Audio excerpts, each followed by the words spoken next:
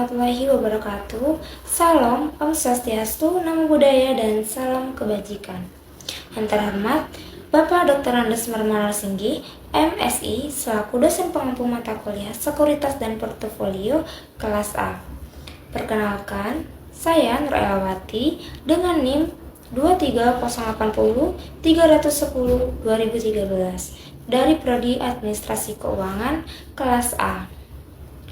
Di sini saya akan mempresentasikan materi tentang jenis-jenis sekuritas.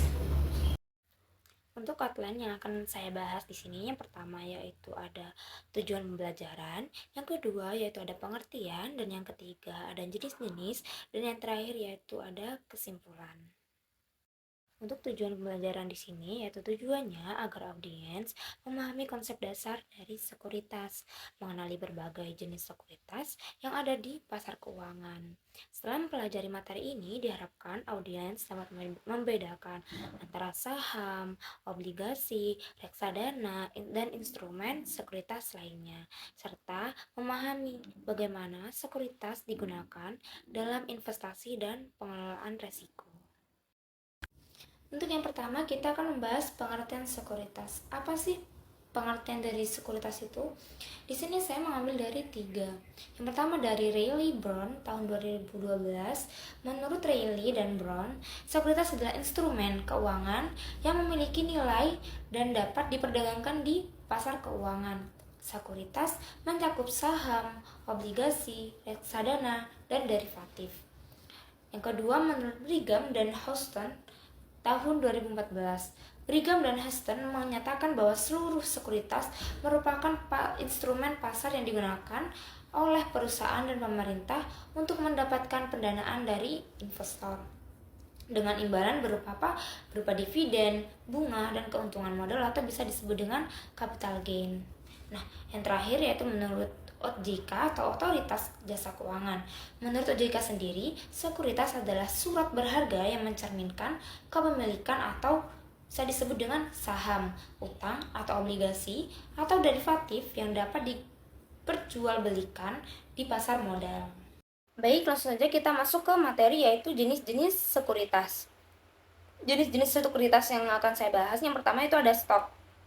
Stok atau saham. Saham ini yaitu bukti kepemilikan atas suatu perusahaan. Nah, contohnya saya sebagai pemegang saham atau investor. Berarti saya itu memiliki hak atas perusahaan tersebut. Dan juga nantinya saya akan mendapatkan keuntungan berupa apa? Berupa dividen. Dan keuntungan lain pada saat harga saham itu naik di pasar. Untuk yang kedua yaitu ada obligasi atau bonds. Obligasi yaitu surat utang yang diterbitkan oleh perusahaan atau pemerintah untuk mendapatkan apa? Mendapatkan pendanaan dari kita. Nah, kita nanti dapat apa? Seorang investor dapat apa? Dapat bunga atau kupon secara berkala dan juga pokok utang pada saat jatuh tempo. Yang ketiga yaitu ada reksadana atau mutual funds. Nah, reksadana sendiri adalah instrumen investasi kolektif yang dikelola oleh manajer investasi. Jadi kita sebagai investor cukup menyetorkan dananya saja. Selebihnya yang mengelola yaitu manajer investasi. Nah, kita tuh nggak ada ikut campurnya dalam pengelolaan reksadana ini, seperti itu.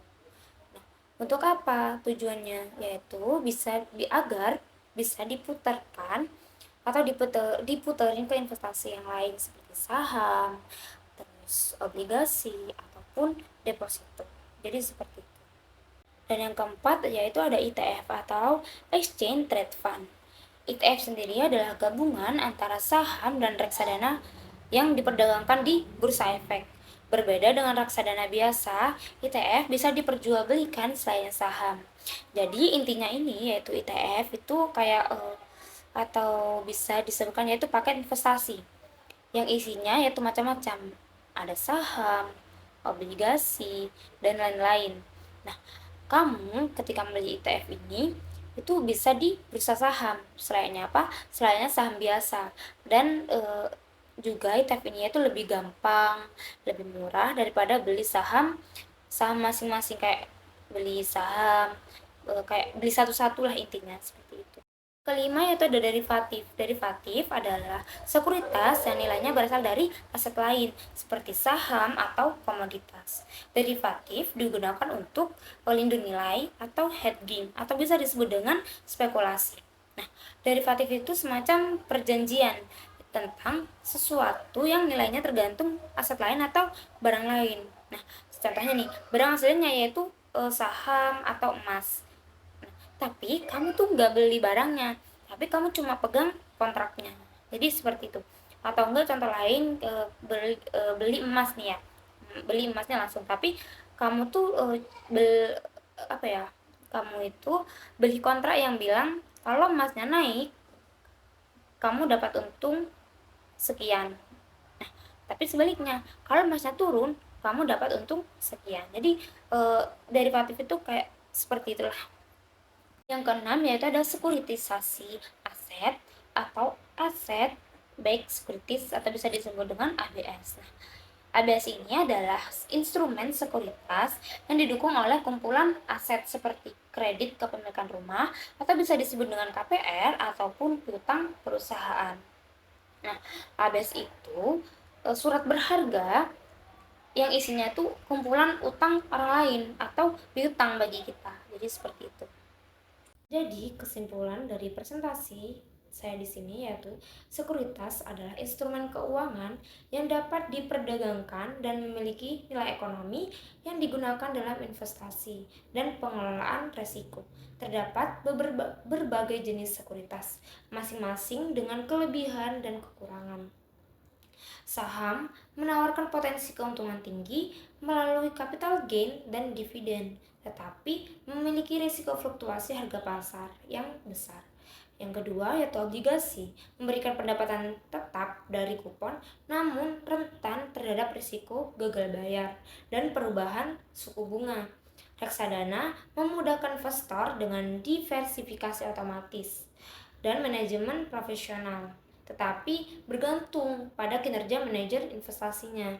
Yang ETF menggabungkan fleksibilitas dan saham dengan diversifikasi reksadana meski tetap terkena risiko pasar. Derivatif sendiri memungkinkan spekulasi dari lindung nilai, tetapi memiliki kompleksitas tinggi serta risiko besar. Nah, sekuritas aset atau ABS membantu mengubah aset tidak likuid menjadi sekuritas yang bisa diperjualbelikan, tetapi bergantung pada kualitas aset dasar. Memahami karakteristik, keuntungan, dan risiko masing-masing sekuritas sangat penting bagi investor agar dapat memilih instrumen yang sesuai dengan tujuan investasi dan toleransi risikonya. Sekian presentasi dari saya, kurang lebihnya saya mohon maaf. Wassalamualaikum warahmatullahi wabarakatuh.